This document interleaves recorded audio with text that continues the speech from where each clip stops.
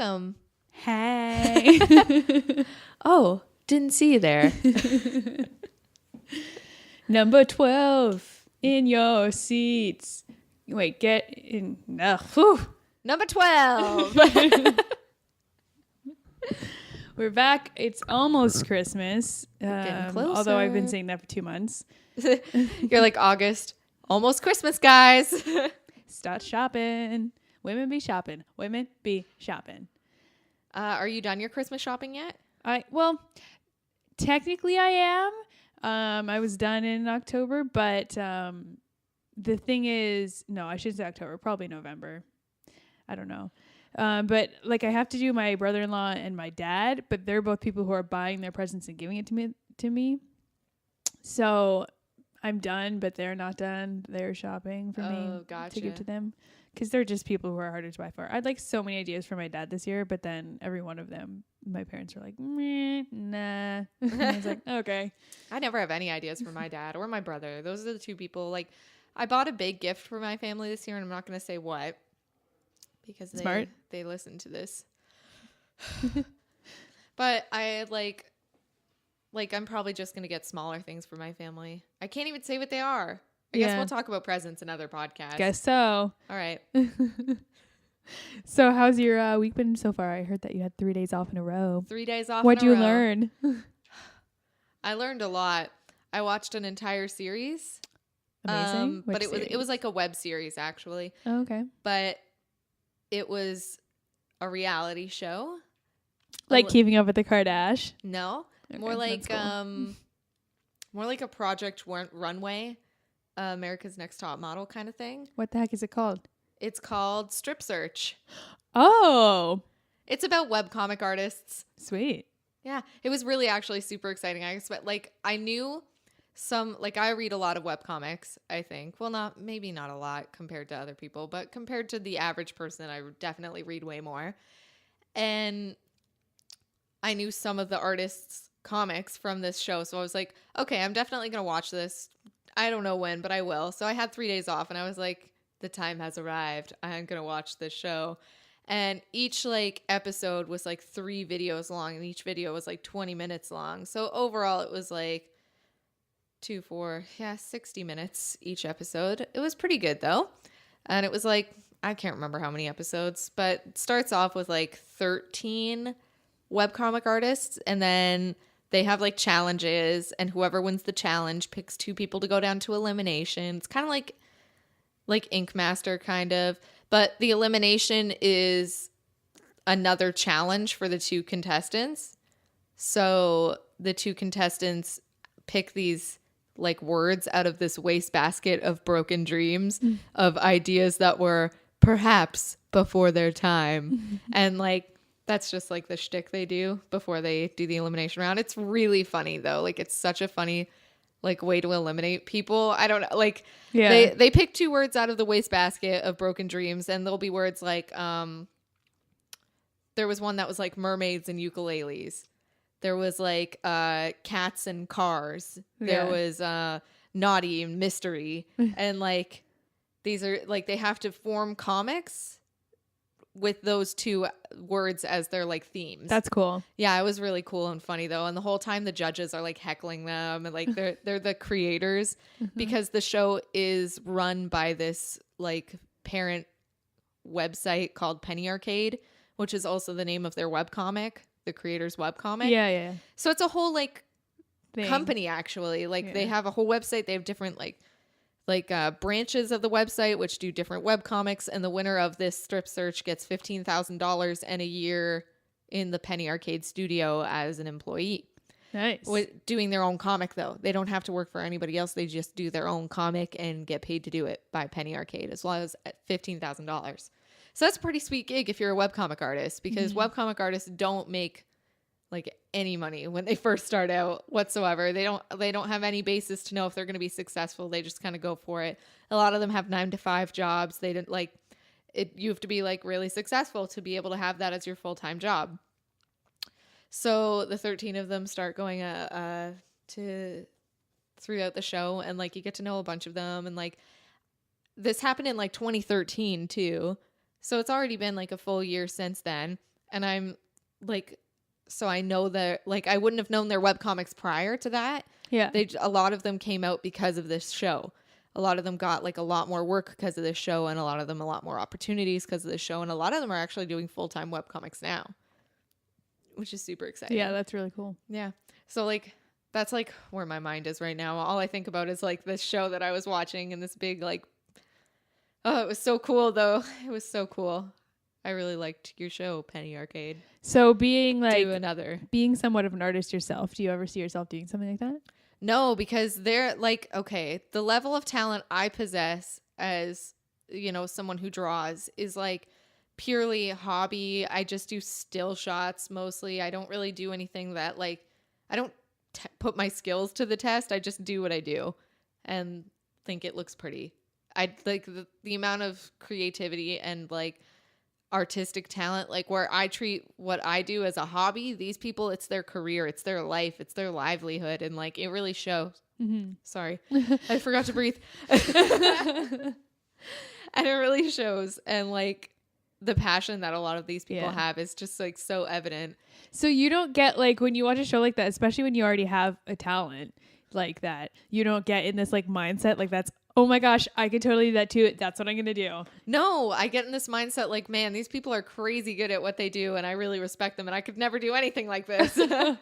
Because like the comics that like, I just remember thinking while I was watching them in these elimination rounds is that like during the challenges, not all of them are comic based, not all of them are art based.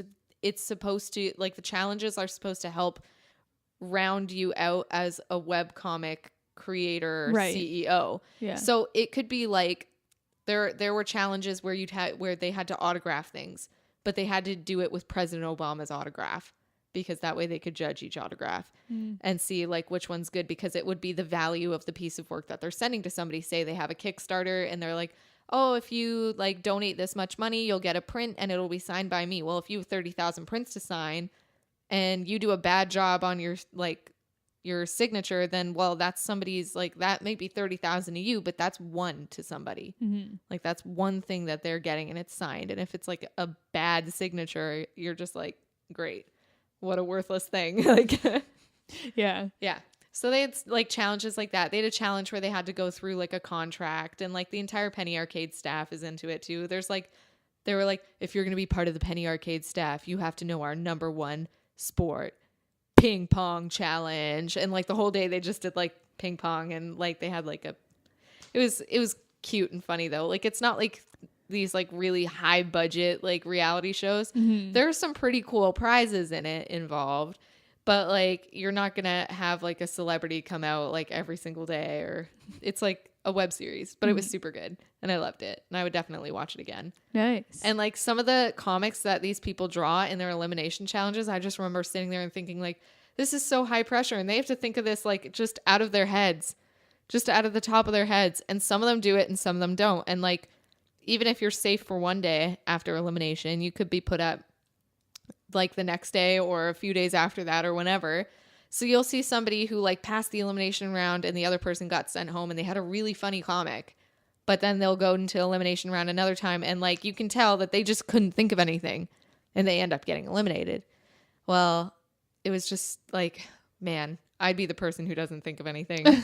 Or like they're like, there's an artist and a writer there too. The creators are just like there's a cartoonist and a writer. Yeah. So they're critiquing both of them, but most importantly the artwork, because they are webcomics. So, but it's just really good. It's really funny. It was just a really funny thing. And like whenever they like got rid of the person who was eliminated, they'd like pull up both comics like side by side, and they'd be like, Tavis, you are not the strip we're searching for. And they'd like rip it in half, or they'd like blend it into a smoothie and like drink it. Or they like had somebody put a chainsaw through it. And they like, there are some though that are like if two artists put up like really good comics, then, and they're like, okay, we can't physically destroy this. Like, this is like, as people who are creative people, as people who make comics ourselves, this is a really good comic, but we have to eliminate you because that's just part of the show. Like there's a system and they have to follow it. So somebody has to get eliminated. Even if they're both really good comics, the one that's better stays. So even if they had some like elaborate like elimination destroying the comic thing, they'll be like, this was a really good comic and it was really from the heart, so we want you to have it. And I'm like, that's it. That's why am I crying? You're like, why? But they had this one where they were gonna take the comic and then scan it into like a file on the laptop, and then they were gonna take the laptop and scanner and comic and just throw it in the garbage. And I was like, that's just so elaborate. There was one where he like eats this like thing of ribs, and like he just takes the comic and like wipes his face with it. That's really funny. Yeah, it's just really funny. Yeah. It's a good show. Y'all should watch Strip Search. Well, just gave you something to do over the Christmas holidays. Yeah. My mom comes in and she's like, she hears like the you're watching Strip Search or whatever. She hears like that and she's like, Candace, what are you watching? Nothing appropriate. I can understand that much. And I was like, it's a reality show about web cartoonists. She was like, I have been proven wrong. Carry on. As you were. I'm like, thanks, Mom. Only 20 years old. That's funny. That reminds me when you were saying like, oh, they have to stick to like, they have to eliminate someone and stuff like that. Recently on At Midnight shows, I forget who did it first, but one of the celebrities on the panel was just like, oh man, I don't want, he got eliminated. He had the lowest amount of points at the end. And then he was like, I don't want to go. I want to stay for the final round. Chris, can I stay? And then Chris Hardwick is just like, yep, I make up the rules for this show. No one ever asked before. Sure. So then he stated that I think it was the episode after that someone else did it too. And they were like three bigger celebrities and they were just like, can I stay too though? Chris was like, okay. It's like, I love this show. They just make everything up. It's so funny. That's another show that always tests me too. I'm just like, how are they so fast at comedy? Yeah. Comedy's hard. How do you even be funny? I'm not funny. Yeah, I think you are. That's really nice of you. There's this girl I work with. Funny looking. I'm just totally kidding. So true. I'm just 100% kidding about that. It was just I'm sorry. It was a kindergarten joke. Shouldn't have said it. Take it back. You're pretty. Aw. I rewound it. Thanks so much. Taped over it. You're with pretty. Else.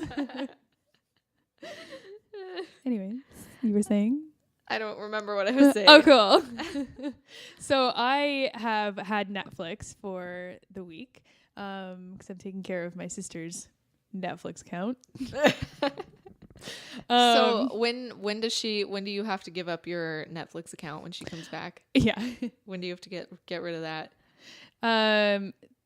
The 15th, I think. Okay. They come back the 15th? I think so. You have a lot more time to love Netflix. I know. So I was going to talk about what I've been watching on Netflix. What have you been watching on Netflix? This is an episode of what you've been watching. This has been what we've been watching with the 20 After podcasters.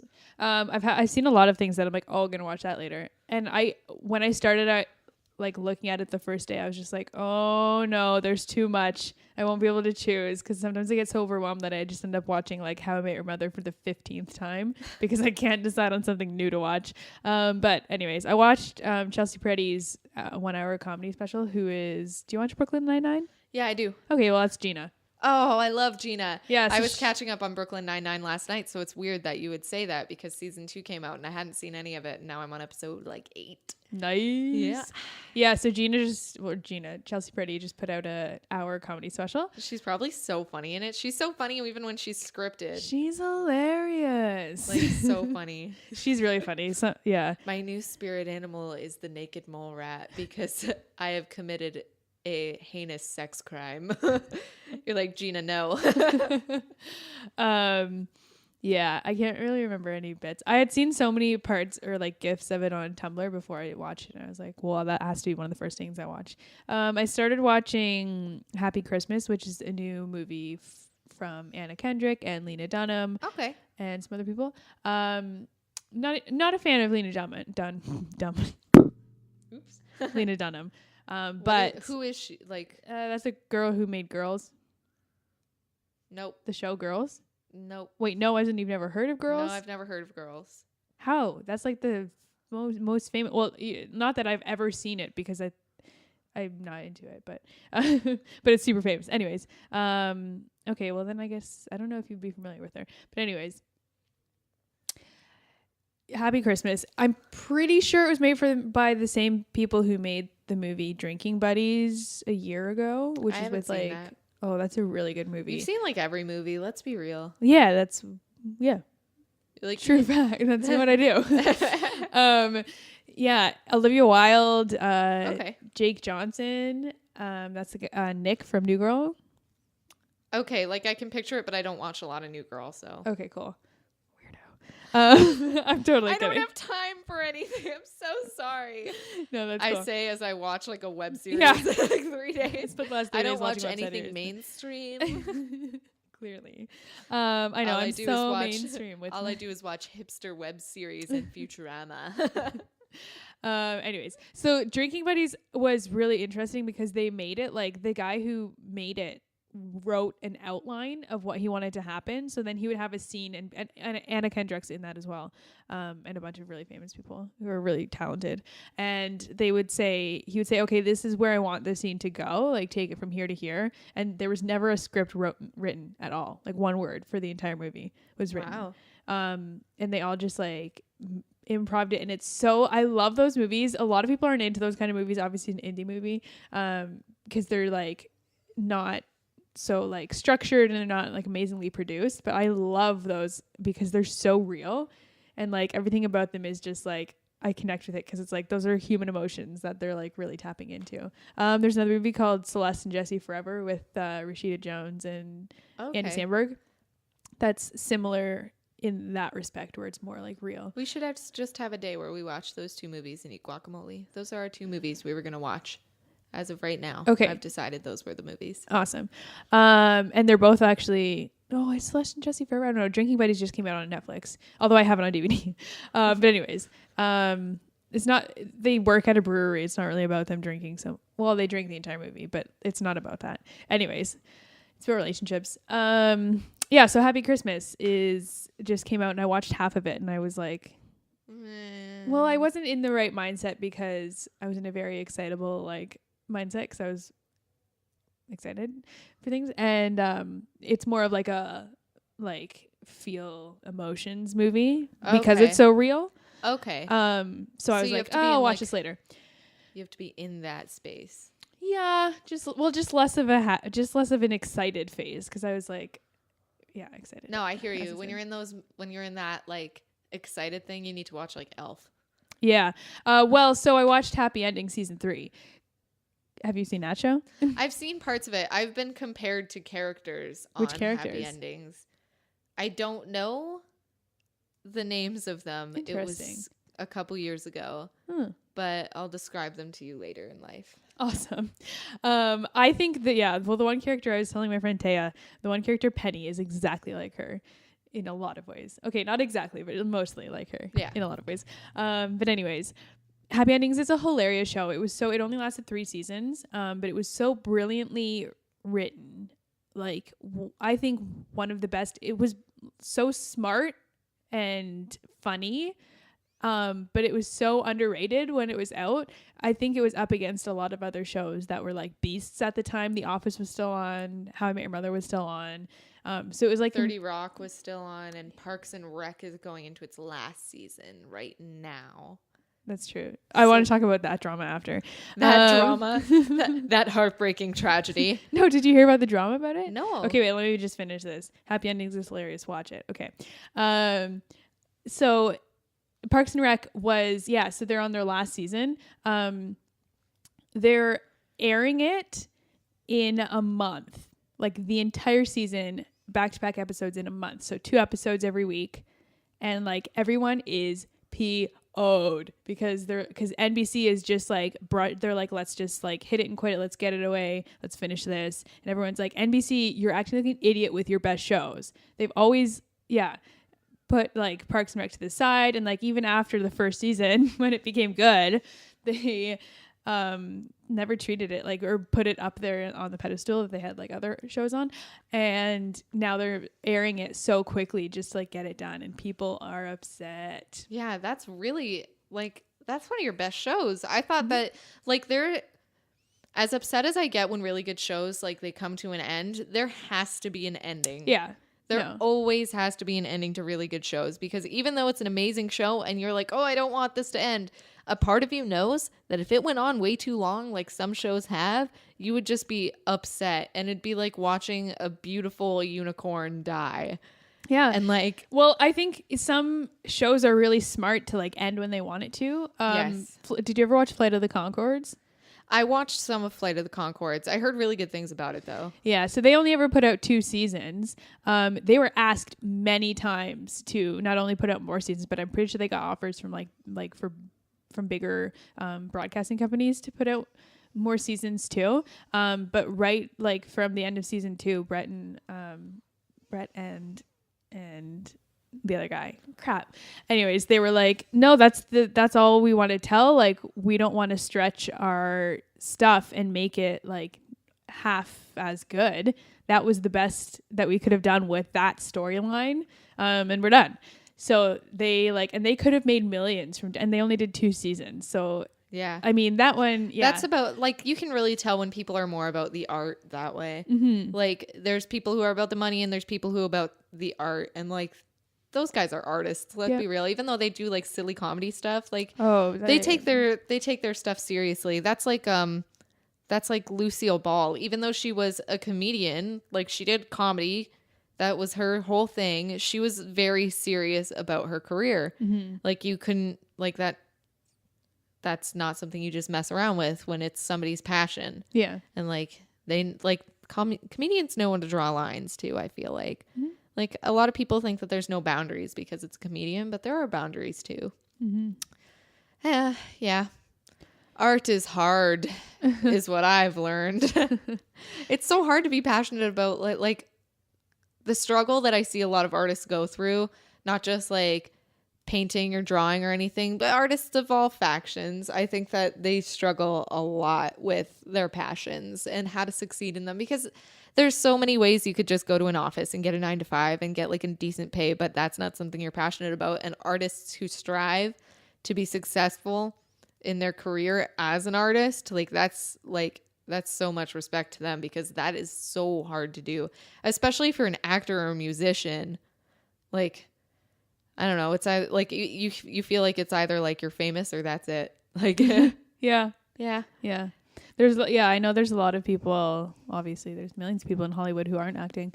That's funny. It reminds me of something my cousin said when we were watching The Walking Dead, and he's like, I didn't know any of these actors before The Walking Dead. And he goes, do you think that they were just like street people who just like got thrown a bone, basically? I was just like, no, I think these people have probably been in Hollywood for 30 years and finally got a job. Yeah. Like, I don't think that, I mean, maybe some of them, this was the first thing they auditioned for, because sometimes that does happen. Troy and Belisario, Spencer from Pretty Little Liars, first thing she auditioned for out of university was Pretty Little Liars. And she's like, this doesn't happen. She gave the convocation speech at her whatever university that she graduated from. And like one of her main points, I watched it all because I'm really interested in that stuff. One of her main things was just like, this doesn't happen usually, so don't try to be like me or something like that.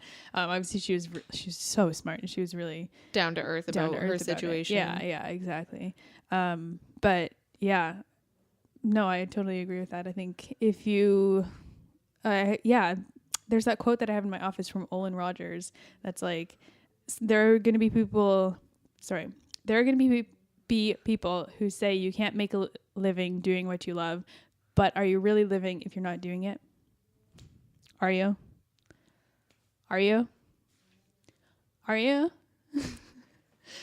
Okay, I think I know who Olin Rogers is.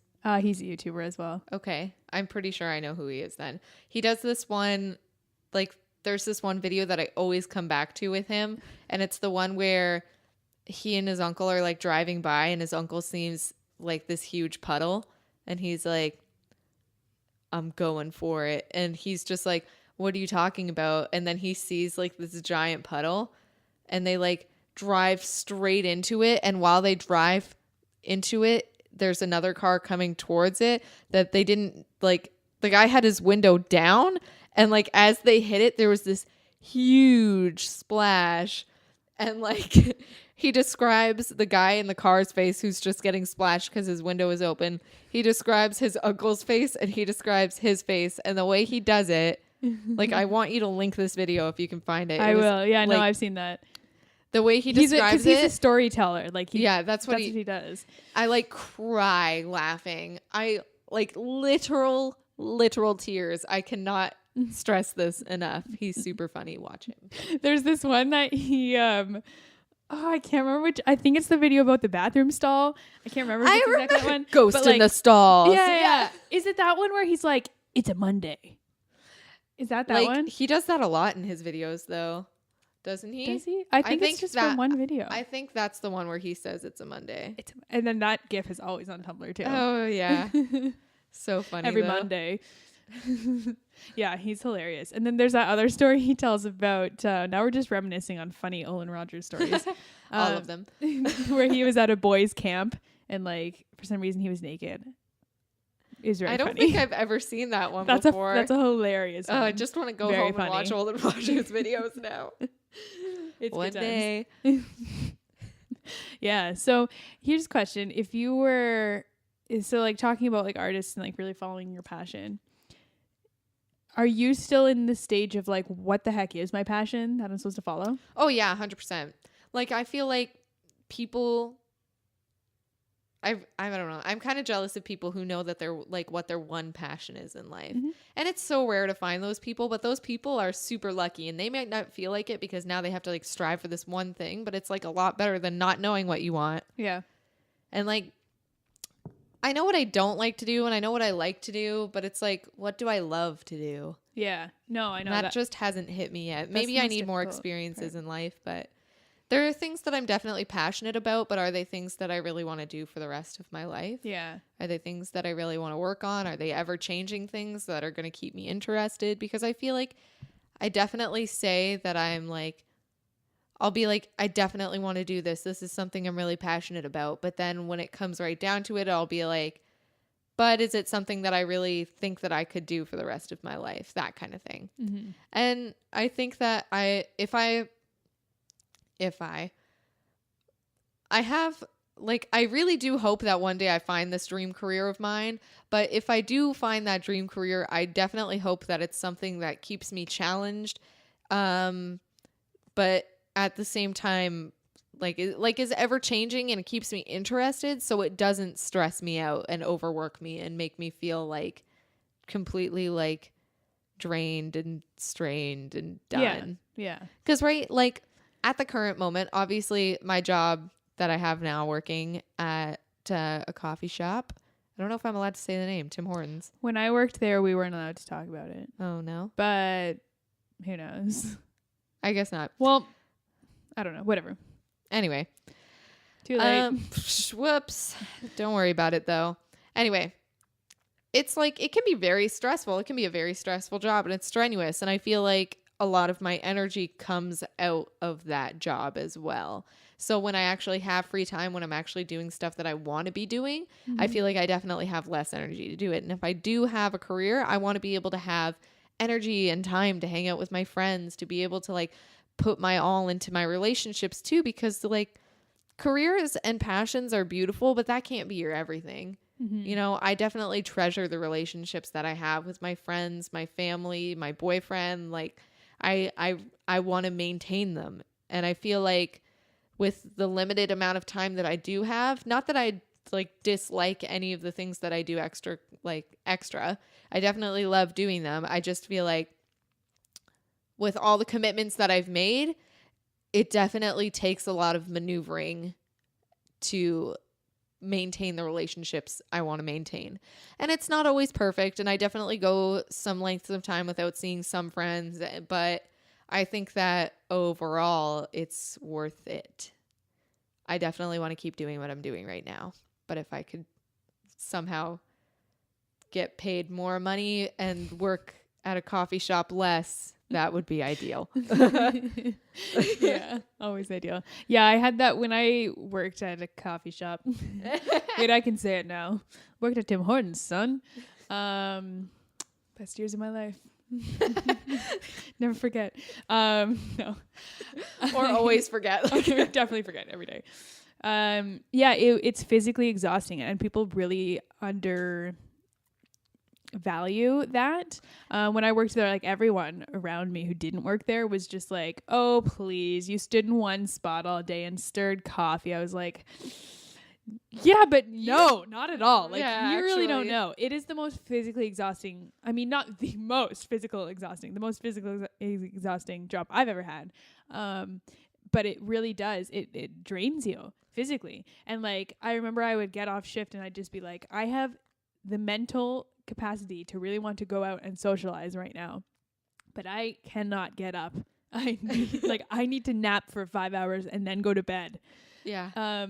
And then, but with my job now, I'm like, I get off and I'm like, physically, I have the energy to go, but mentally, I am drained. And I'm like, I can't even talk to my mother right now because I'm so, like, I can't talk to humans because it's mentally draining. And it's so hard to, like, explain those differences, kind of. But I think with jobs like this, like, either job, or. it's just like There's pros and cons. That's what a job is in a way. Yeah. But I think, yeah, if it's your passion, then you don't work a day in your life.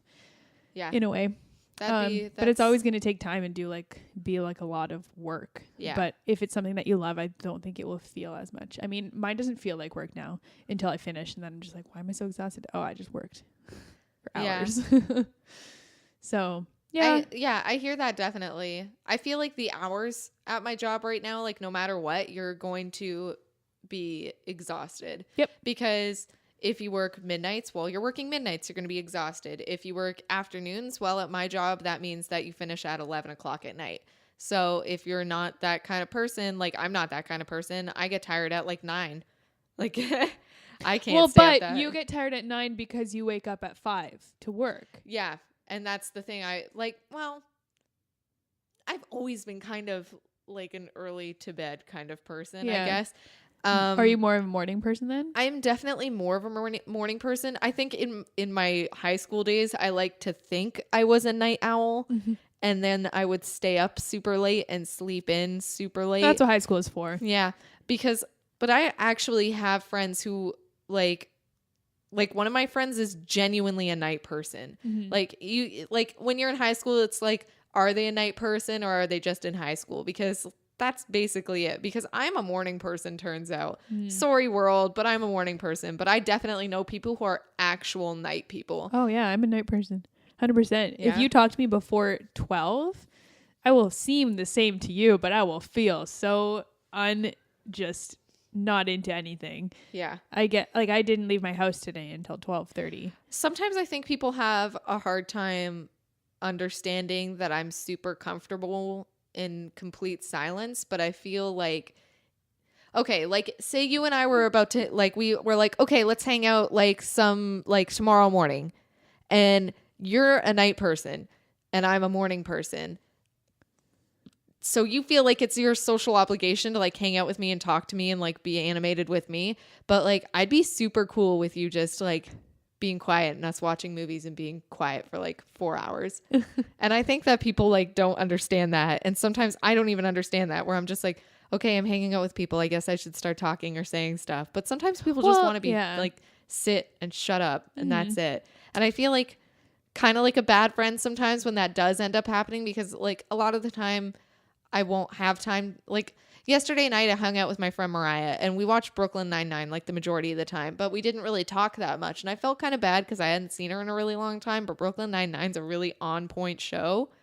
So I was like, pros and cons right now. We're both enjoying this show and we're both enjoying each other's company. So I guess it's fine. But at the same time, I would like to talk to her and catch up a lot. But I feel like if I get to a level where I just like am comfortable being silent with you, like that should be like the number one thing, where I'm just like, I have no social obligations right now. I am sorry, but we're hanging out and that's okay.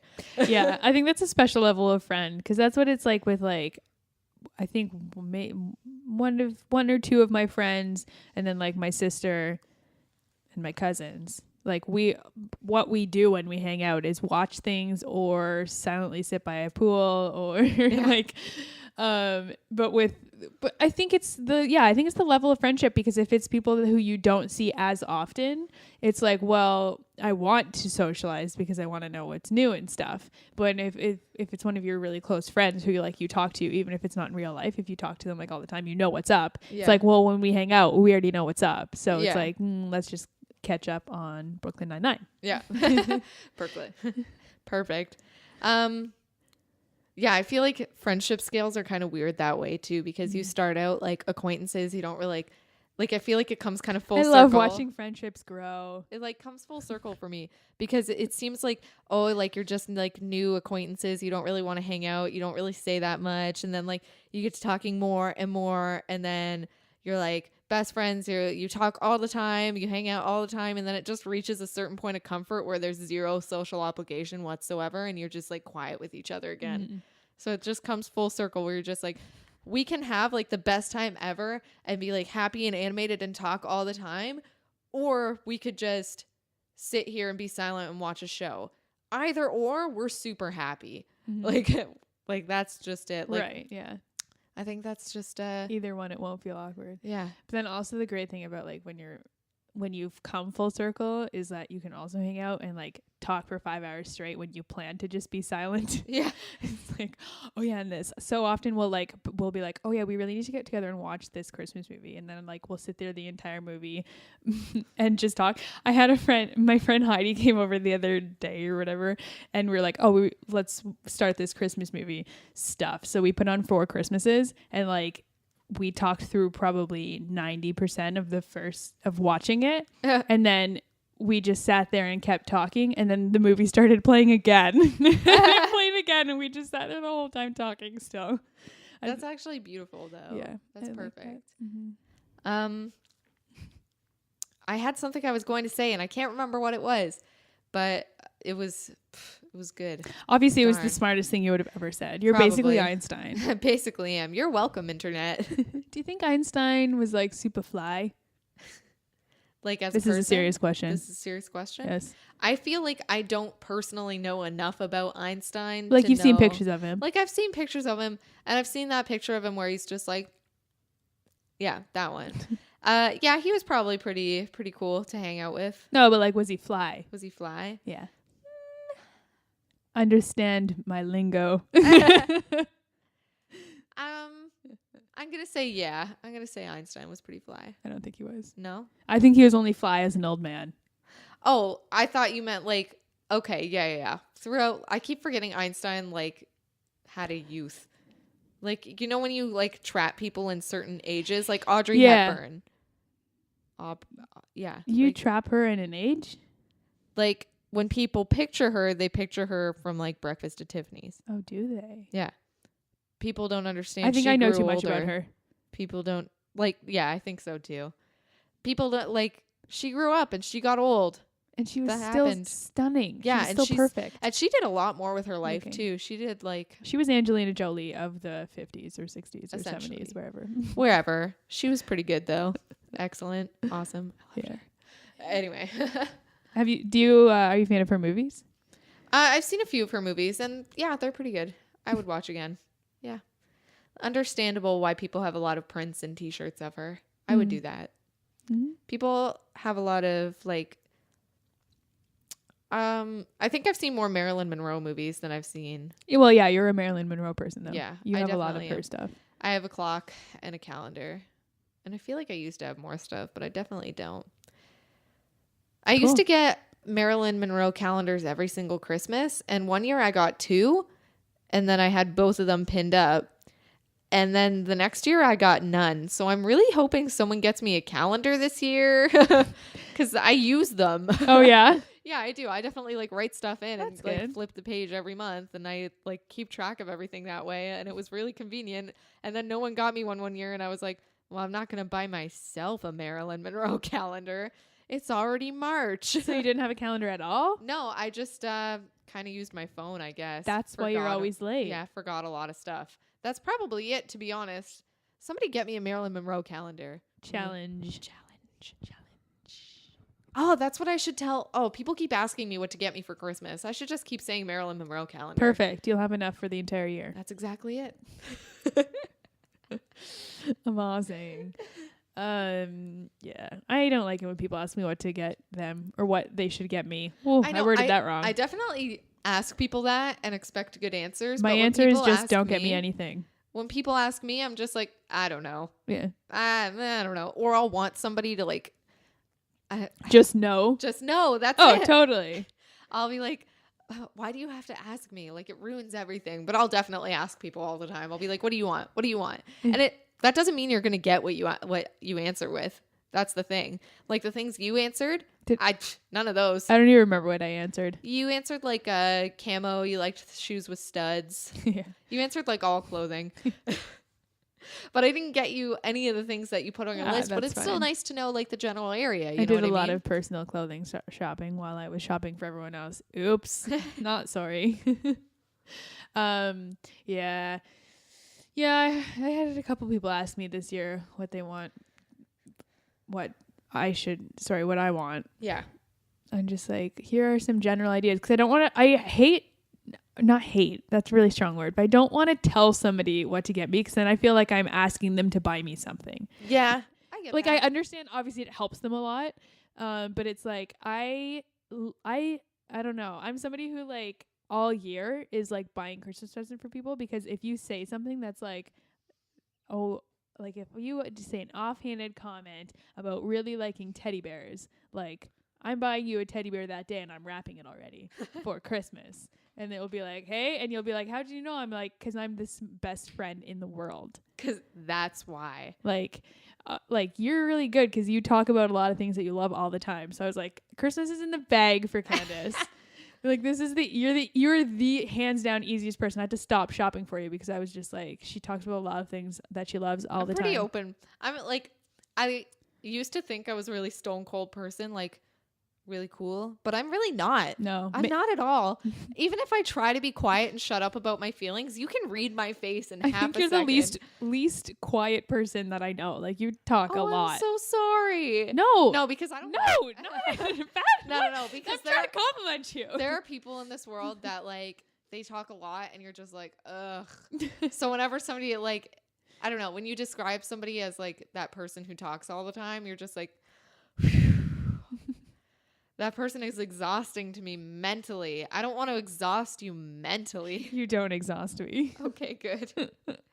Because there's this one person that me and Taylor always like, whenever we're trying to explain that like loud, talkative, in-your-face person, we always have that one girl from high school that we knew. Oh, yeah. We have that girl, too, from our high school. And we're just like, we didn't like her. Oh, man, I don't really want to hang out with this one person. They're like this weird. But like somehow they're like this person.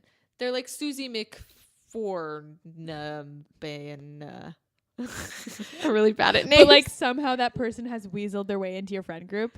Yeah, no. They haven't weaseled. We had that person. No, she was always at our gatherings. We're like, how? Who invited you?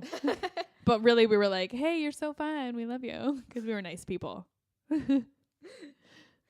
No, we just my friend group in high school was like really tight knit. Like it was like there were people that we were okay talking to, but we would never be like, oh yeah, that's my friend, Susie. Right. We'd never be like, oh, that's my friend, like Carmen. Even if we thought Carmen was a cool person. I don't know a Carmen, by the way. I do. You do? There was a really cute guy, Carmen, who used to fix our fridge at Tim Hortons. Oh, gotcha. He was super fly. And like one day, okay, this is hilarious. So he was like model worthy. Like he was like a Brazilian soccer player. That's what he looked like, but like in a really cute way. Anyways, and he was tall and handsome. Anyways, and I always made him like sandwiches because that's what I did. And like I made sandwiches for the people who would like work for us. Anyways, because my boss would tell me to. So he would always comment, or she would be like, go make a sandwich for Carmen. And then she would like be like, hey, if you know what I mean. And I'm just like, haha, I'm actually just going to make him a sandwich though. So anyways, I would give it to them. And then I would always like run to my friends and be like, oh my gosh, I just gave Carmen a sandwich, except his name was Carm. Like, or that was his nickname. Ugh. He was amazing. Anyways. And then one day, like I went through really courageous bouts like I'm either like a 10 of courage or I'm like a negative 10 and like in a hole. Most of the time I'm like a 0 of courage, like I have 0 courage. But sometimes I hit that 10 and it comes out of nowhere. So anyways, one day he kept having to come and fix our air conditioning and it kept breaking every day. And then so I like there was a group of us standing with him while he was fixing it or something. And then I was just like, yeah, Karim, you're going to have to get my number on speed dial so that you can, because you've been coming every day. Or said something like that. And I thought it was hilarious. And then his like boss who he worked with, who we were also really good friends with, but he was like older. He mentioned it like the next day. He was just like, I heard you offered Karim your number. And I was just like, oh my gosh, that was a joke. But also I'm hilarious and really cute, right? But anyways, then Karim quit. Unrelated to be a model, obviously. But then I quit, and then I heard he came back for a month, but then he quit again. Nothing related to me, hopefully. Also, one time he walked in on my boss peeing. That's so rough. That's so funny though. And then he ran onto the roof and called his boss and was just like, oh my gosh. And he like flipped out. We heard all this from his boss the next day that he like immediately ran to the roof because they fix things on the roof, that he didn't just run to the roof. But yeah, that was funny. That's Karim, remember so that? funny. Karim, you're obviously watching my podcast. Karim, even though I never found him on Facebook, I looked a lot for him. I love finding people on Facebook. I'm really good at internet stalking in general. That's true. Yeah. Like, I feel like I'm kind of good at internet stalking. I'm really bad on my phone, though. I like... That's a talent. It's a talent to do it on your phone, but yeah. I'm really good at it. I always, like, whenever I Facebook stalk people, I'm always like... I never think about who might be doing it to me because I always end up in the most unlikely places. Oh, yeah. And I'm just like... This person probably doesn't even know who I am, but I know that they're like dating this person who used to date this person, and now I know who they are. Yep. Does anybody ever? Oh, Yep. Because I'm going to stop saying yes and I'm going to explain a story. Okay. So when I went to buy my car, the lady who was the financial advisor, I don't remember what she was called. She was really nice, and through like talking, we found out that I went to the same school as her daughter. So then, like, we asked her daughter's name. I was like, oh yeah, she was a year younger than me, and then I was like, oh yeah, she's dating this person who is the same age as my brother, and like they used to be friends when they were in high school. And then I like kind of looked at everyone in the room, and I was like, I know this all from Facebook, and if they ask how I know, because I don't personally know the girl or the girl's boyfriend, but I was just like, oh yeah, and they're dating this, and I'm just blurting all this out, and I'm just like, oh right, this is not common knowledge, that is not common knowledge, but it's just like I don't know them actually, but yeah. I know their life story. But yeah, no,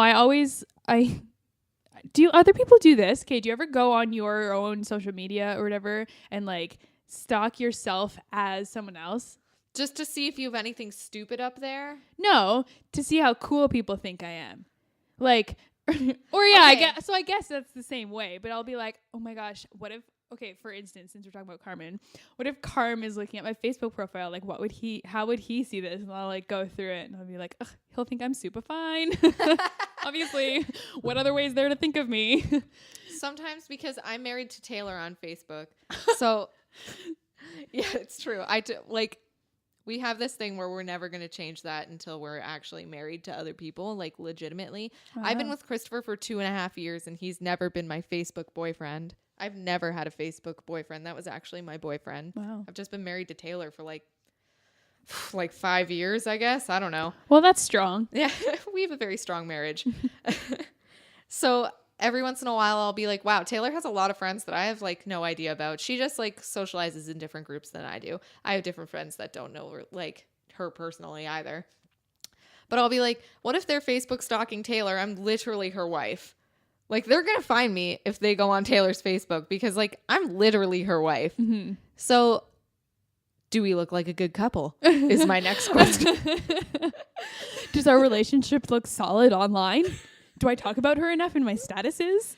No, it's not even about that. It's like, is my Facebook profile picture nice enough to be her wife? Am I the trophy wife or is she? That's Should I be more? I need a cuter picture, clearly. Yeah. I just don't look cute enough to be Taylor's wife. Just weeps. Have you ever changed like profile picture on anything, like hoping one certain person would like it or comment on it? I have made statuses hoping that people, like a certain person, Like will like angsty it. statuses?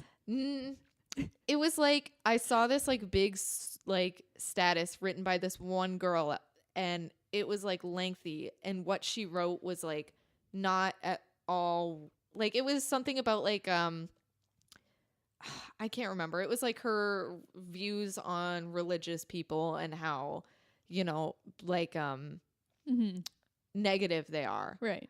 And I was, as someone who's a religious person, I was just like, I don't want her to think that every person who has a religious background is like thinks in hateful views. Right. I want her to know that there is not just like there's a large portion of people I know whose Christianity, which is my religion personally, comes from love. Like, that comes from a heart of love. And there are a lot of people who will use that as an excuse or whatever, but I definitely wrote a status trying to explain that there are people in this world who will claim that they are Christians and come from a heart of pain and a heart of negativity, a heart of judgment, and that's not what God wants.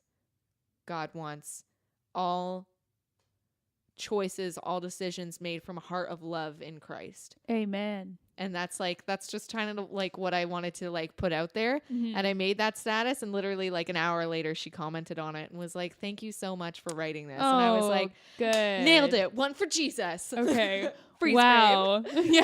Freeze frame high five, Jesus. Okay, wow. Well, Did you know Jesus is a friend of mine? the song. Isn't that a Jesus? Jesus is a friend. I can't remember it. Yeah. Something about Jesus being a friend of mine. It's truth. That's funny when we just to be, on the topic of Jesus songs.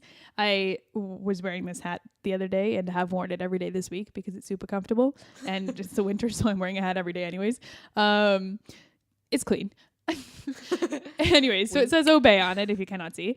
And my dad, the first day he saw it, was just like, obey, what does that mean? And like, I immediately burst into song. I don't know if you remember this. O-B-E-Y, obey your mom and dad. O-B-E-Y, it makes them very glad. Listen to obey your parents every day. O-B. Anyways, it was an old song from The Donut Man, which was a Christian like VHS series. The Donut Man, by the way, is still touring, and he sings Christian songs. Do you remember these videos? Was it like a donut puppet? Yeah, there was a donut puppet that talked. Yeah. And then the Donut Man looked like my dad. He wore overalls all the time and a train hat, and he had glasses and a mustache just like my dad. Like, he looked exactly like my dad. I thought he was. I think I've seen like one Donut Man thing, and it was like so The long zoo? ago. Were they at the zoo? I don't know. That's the Obey one. Okay, I loved the Donut Man. Anyways, I love old Christian songs. They're not old, but like from my childhood. They're all so good, and they're so like...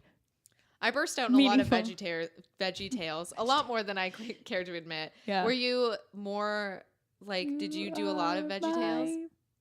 Cheeseburger. Yeah. Cheeseburger. We did a lot of veggie tales. Yeah, we did. Yeah. Bungee, 1G. Here we go, bungee. Come on. Yeah. And then we had the bunny one, the chocolate bunny. The bunny. Oh, the I want the bunny. But we want my soup or my bread, just the bunny. But we accidentally taped over the VHS because did you rent it from the church? No, it was ours. Oh, okay. We owned that, but my mom was taping, I'm pretty sure, Dharma and Greg. And yo, yeah, I'm a fettuccine noodle. This guy. And yeah, so now there's an episode of Dharma and Greg, and then there's the bunny. Good morning, George. How are you? I hope you're feeling fine. I'd like to stay and chat, but this podcast is over, so it's time to say goodbye. Those were lyrics See I you didn't later. know. Bye. That's really the end.